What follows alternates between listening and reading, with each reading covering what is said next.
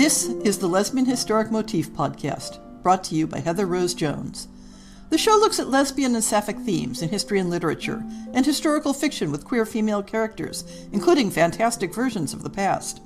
We present research, interviews, news of the field, book listings, and original historical fiction for your enjoyment. For even more historic research, check out our blog.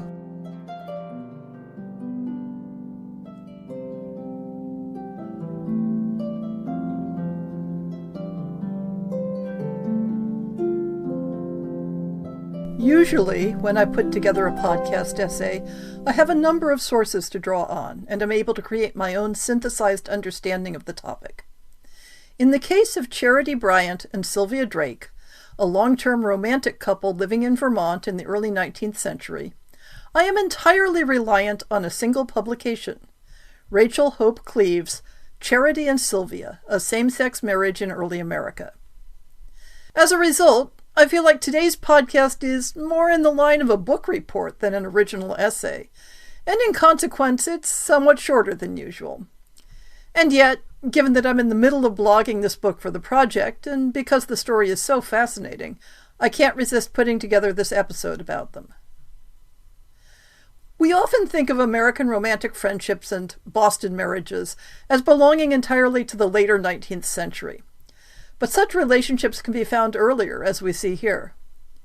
We also often find opinions divided between positions such as Lillian Faderman's that 19th century romantic friendships were never sexual, that women of that era were so steeped in the stereotypes about women's sexual passivity that they couldn't even imagine engaging in sex together, and the equally suspect wishful thinking that treats every romantic friendship as solidly lesbian in sexual terms.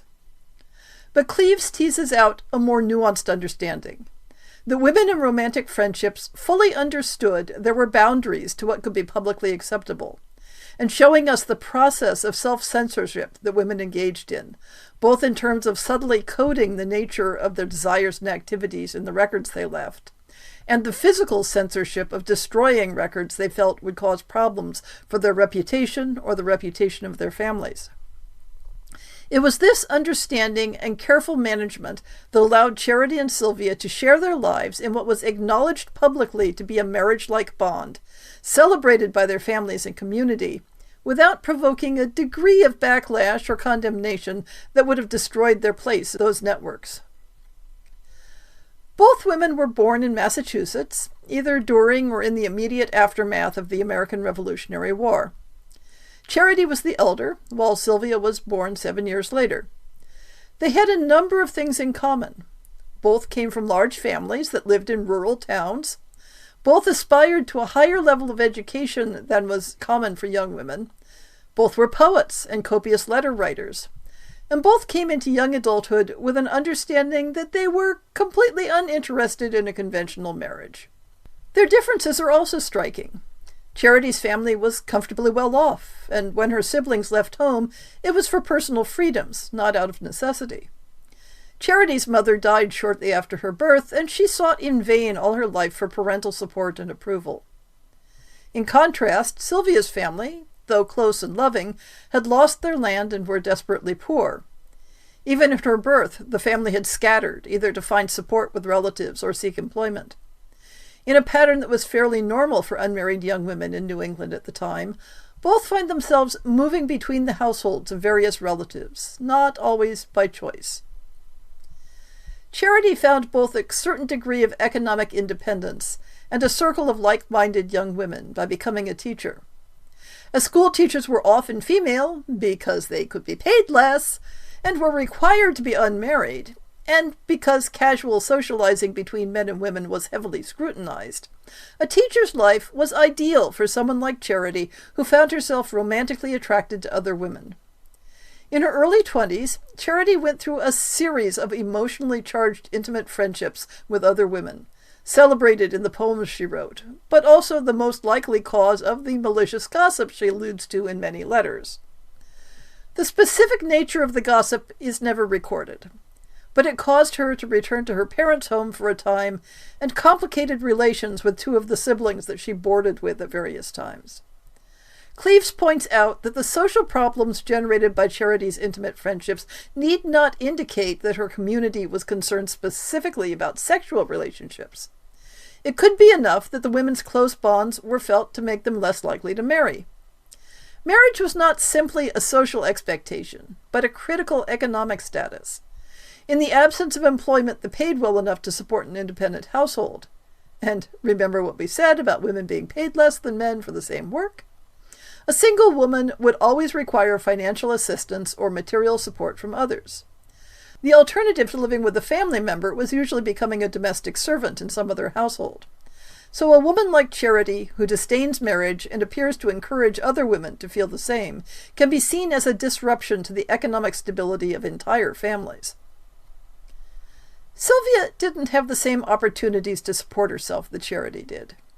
Family necessity resulted in her moving to an even more rural area of Vermont, which not only eliminated her chance for more advanced schooling, but also greatly limited the options for female employment. Despite this, she too was still unmarried when she hit her 20s, and her family was beginning to accept that the state was permanent and groom her to be a lifelong companion for her aging mother. And then Charity moved to Vermont. In a blazing stroke of serendipity, at a time when Charity wanted to get out of an increasingly fraught situation where she was living with the family of one of her girlfriends and they were getting very suspicious, she received an invitation to visit friends in Vermont for several months. The husband was a distant relative of Charity's mother, and she had gotten to know the wife during one of her teaching stints, and Charity had even been named godmother to 2 of their children. And the wife was Sylvia's sister. Charity and Sylvia hit it off almost immediately.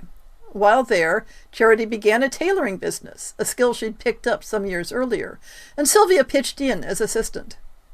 Half a year later, Sylvia moved on to go live with her mother, as previously planned, but within a month, Charity enticed her back with the promise of a place of their own to live in, and the two were never again separated.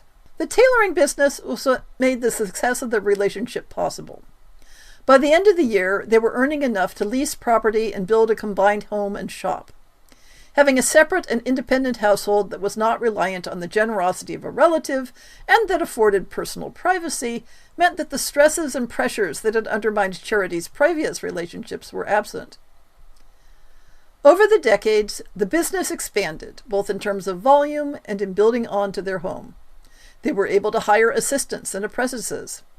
Charity and Sylvia became pillars of the community, founding a women's charitable organization, supporting their local church, and both called Aunt by the numerous nieces and nephews, as well as many other children in the town. Their relatives and neighbors acknowledged their relationship, even likening it to a marriage. Charity and Sylvia shared a home and their lives for 44 years.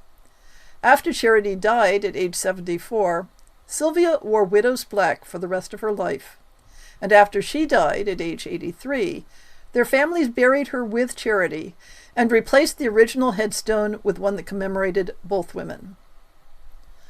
I've omitted many of the details that Cleves includes in the book. She provides an extensive historical and social background as the context for their lives, as well as delving into their religious, economic, and medical backgrounds. But for now, let's leave the story as the bare bones of their romantic life. As is so often the case when we have records of female romantic couples who achieved a happy ever after ending, we should not see them as unique or isolated, but rather as uniquely well documented.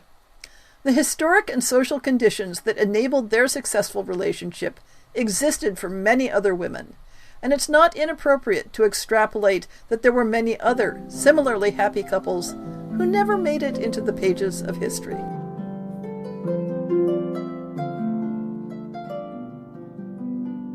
I hope you've enjoyed this episode of the Lesbian Historic Motif Podcast. See the show notes for links to people and topics. Most shows will have a transcript linked as well.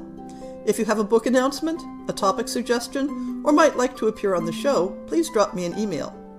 If you enjoyed this podcast, please rate it and subscribe on your favorite podcast app, and consider supporting our Patreon.